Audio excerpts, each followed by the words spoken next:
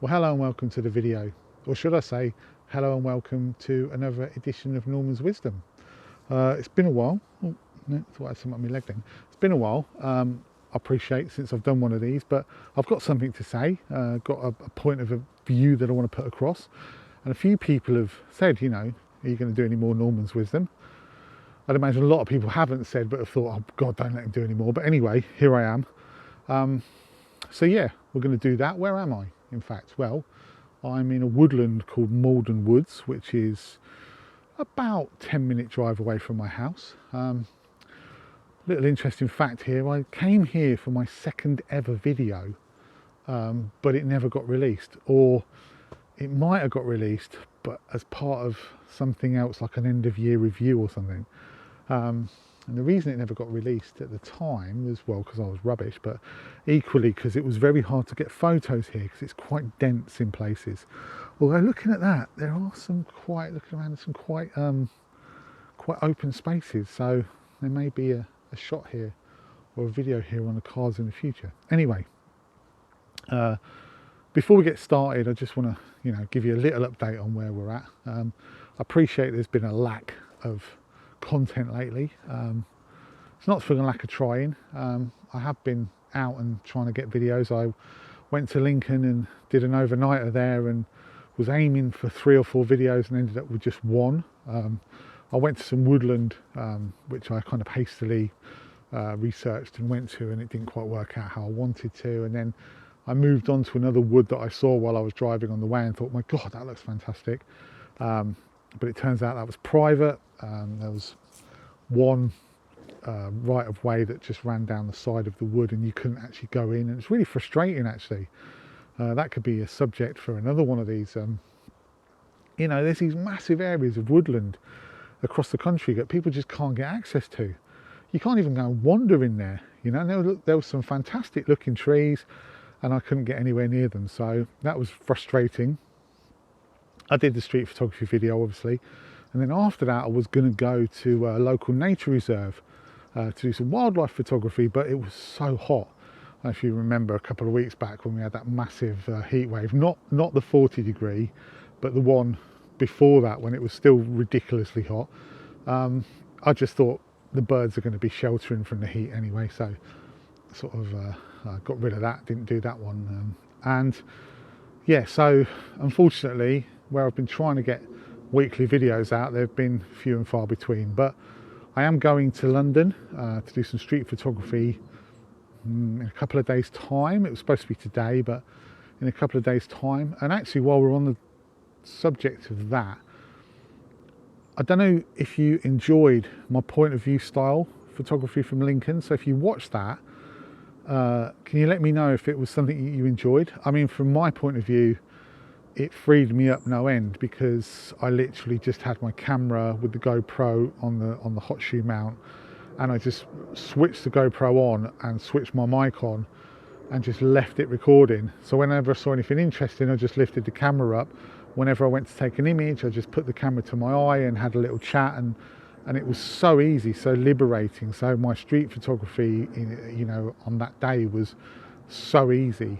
But did it make a compelling video? I don't know. So, would you rather that I went back to the old style of this sort of talking to you, and then a little bit of B-roll using my phone, and then with the photography mixed in, or did you enjoy the point of view? I mean, it'd be useful, let me know, because obviously I'm going off to London, and it would be good to have an idea of what style I can shoot while I'm there, or what style you want me to shoot while I'm there. And I've also been working hard, believe it or not, on doing some podcast style interviews. So I've got this idea that I've been running with. It's called Snapshots. It's basically, I'm trying to talk to different vloggers, photography vloggers, and sort of give them some sort of quick fire questions about why they do what they do, and a few other little bits and pieces on the side as well. And it's not going to be, I've got sort of quite a few in the can now, which I'm sort of sitting on at the moment, and it's not going to be massive YouTubers. I'm not interested. You know, I'm not interested in talking to Thomas Heaton and First Man Photography and Nigel Danson and Mads and all these guys. I'm not interested in that, and that's not because I don't respect them, but it's I want to talk to the smaller channels, the people like the sort of weekend warriors, the people who do it for the love of the hobby. So the people I'm talking to are small channels and a few friends. You know, maybe a few from the podcast, maybe a few I've spoken to on the podcast, because I want to get inside their head, and I want to talk to them. And I've had some fantastically interesting conversations so far, and some answers to questions that I really wasn't expecting. And B, you know, maybe I'm not a massive channel, but maybe if I can just give them a little bit of a foot up, you know, in terms of, you know, you might watch them and go, oh, I might give him a watch or her a watch, and then, you know, that helps them along a little bit as well. So that's why I'm doing that. It's been really interesting. Obviously, I'm trying to keep it to half an hour video, so I'm trying to cut it down. But some of the people I've spoken to, yeah, it's been impossible to do half an hour videos. So, you know, that'll be out soon. I'm trying to get a good chunk of them recorded before I release the first one, because I don't want them to know what questions I'm going to ask them, because as soon as I release the first one, they're going to have an idea and then they're going to be prepared for it. So I kind of like that off the cuff, sort of having to answer it without really having any prep. So they'll be out soon. I'll try and do a few more, maybe next week, maybe this week, and then I might release them and start doing one a week from then on. Anyway, so that's where I'm at. But anyway, I wanted to get onto the subject of what I'm actually here for, which, you know, you've been waiting for 7 minutes now, because I can see on there.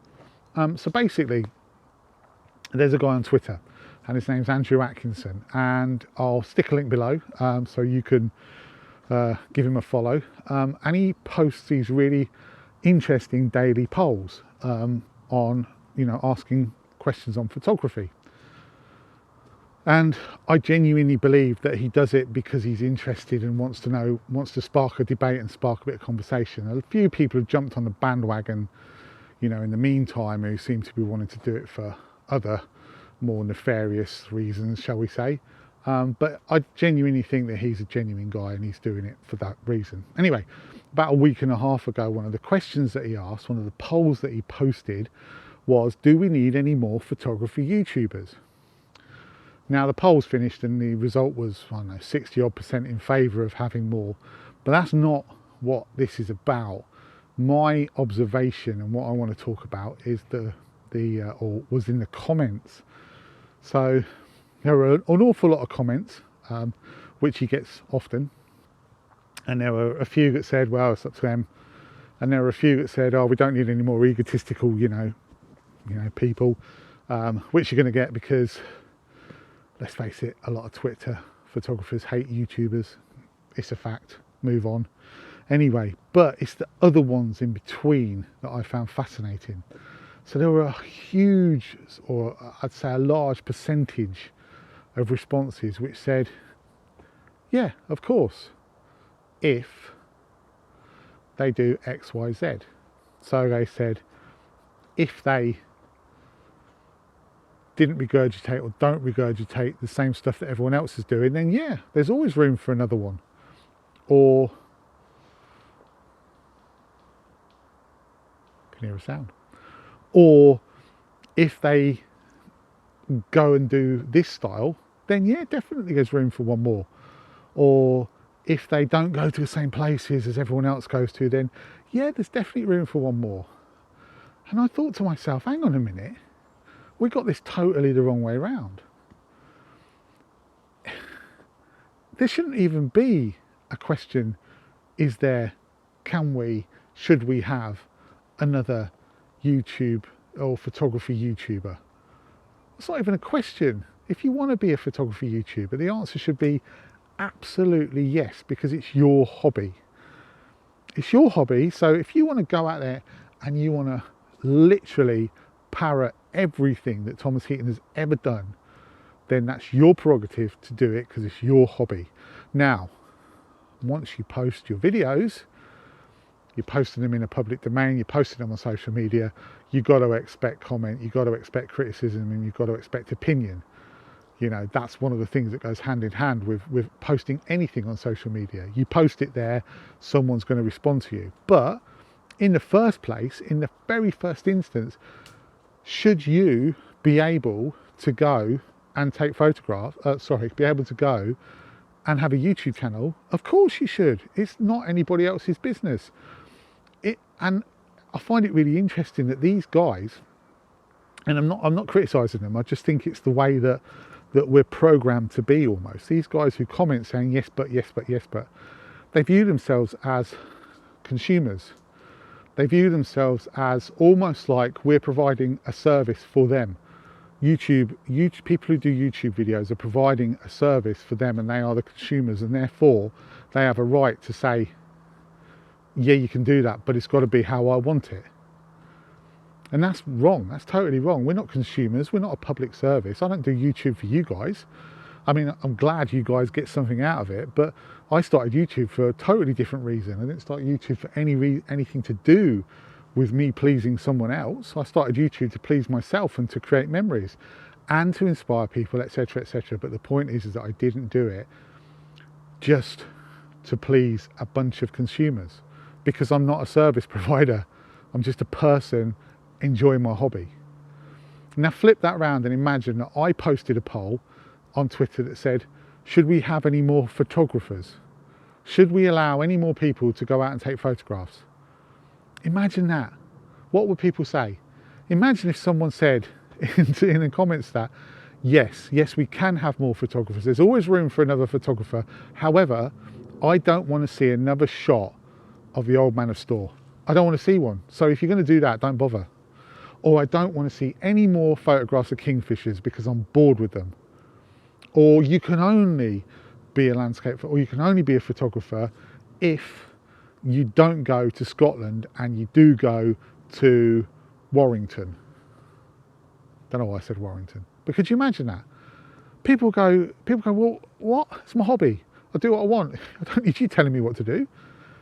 Now, if you go somewhere and you take a photograph and someone's got an opinion on it, if you post it up, then that's a different thing, because you're putting it there for people to give not putting it there for people to give an opinion, but you've got to kind of accept that someone's going to give you an opinion, perhaps, if you post a picture up. But no one can say you can't do it in the first place.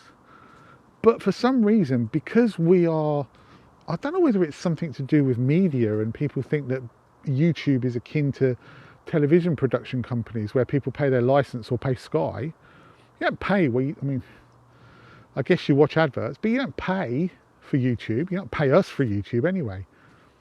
You're paying, in fact, you're not paying anything, are you? You're watching an advert and the ad revenue might come to a YouTuber, but you don't pay for anything. So you're not a consumer in terms that you have rights to say whether people can start and stop and do something. It's up to them, it's their hobby. And weirdly, talking to people today, or talking to people this past few weeks, doing these snapshot interviews, the reasons for people starting YouTube are really interesting, and often they're really intensely personal. So they might be doing it because it's good for them. It's good for their soul, it's good for their mental health, it's good for their physical health, it's good for their well-being. They might be doing it to create memories, they might be doing it for their kids. There's so many reasons they might be doing it. They might be doing it simply because it's an aid to improve another hobby, which is their photography. So it isn't necessarily that they're doing it because they want you to come and watch. Now, a byproduct of them doing it is you coming and watching. And of course, there's an ego in all of us who do YouTube, that I don't think there's anybody who does YouTube who doesn't want people to watch, because why put it on YouTube? But you can't have someone as a gatekeeper saying you can only join that club, you can only post videos if you do X, Y, Z, or if you don't do X, Y, Z. And half these people anyway, in general, probably have commented on that, don't watch many YouTube channels anyway. They probably don't even, there were people on there saying, I don't really watch it anyway. So, you can't be a gatekeeper for something and then you can't be a gatekeeper for it in the first place, really. So the question should be flipped, really. It shouldn't be, do we need any more photography YouTubers? It should be, well, there shouldn't be a question, should there? Because it's not up to you to decide whether there should be any more photography YouTubers or not. It's up to you to decide if you want to watch them or not. That's entirely your opinion or your choice. But if someone wants to start a channel, regardless, and do whatever, that's their prerogative and that's their choice, and they should be allowed to do that. So I just found it interesting. I'm not really moaning about it. I'm not saying these people are out of order for saying that. I just think there's some sort of like something programmed into everyone's psyche that they think that because you're producing content that's visual, it's akin to a production company putting something on television and you pay your license fee and you should be able to write into points of view and say, you know, I don't think you should have had this because there's too much whatever in it. It's like literally, YouTube isn't that. YouTube is just people expressing themselves in it and having their hobby. And ask yourself how you would feel if someone said to you, you can't start photography.